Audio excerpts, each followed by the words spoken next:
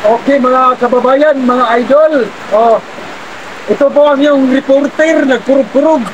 Update tayo ngayon sa bagyo. Ang bagyo ay dumating na sa Pilipinas. Oh, tingnan niyo naman oh. Bumabaha na dito. Dahil makasunod ng ulan dahil lumating ang bagyo. Palagi mag-iingat. At para makaiwas sa mga disgrasya, no? Stay safe lang always, mga lods. Okay.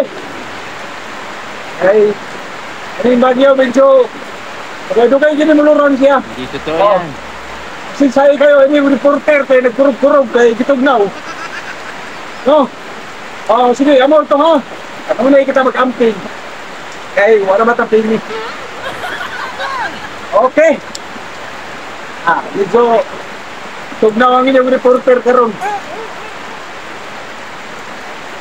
Ito po ang nag-uulat ngayong umaga. Wow. Update balita sa lagay ng panahon. Ay pa yung lagay dari panahon. Yung lagay, ano yung panahon. Okay. Ayon sa pag-asa, meron ng bagyo na dumating dito sa Pilipinas. Ito na nga, oh.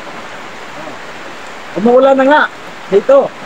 Pero maswerte pa rin dahil walang dugdug ba? Dugdug. Bisaya ako, Bisaya. Dugdug, uwan rasya, wayangin, no? Oh. Kanunay ta mag-amping mga logs. Kanunay kay sarabaya atong kinabuhi, no? Ang life nato sarabaya, oh. Kanunay kita mag-amping, no?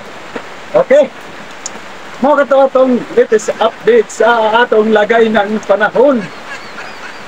Okay, salamat. Ito po nag-uulat, Rins. Thank you.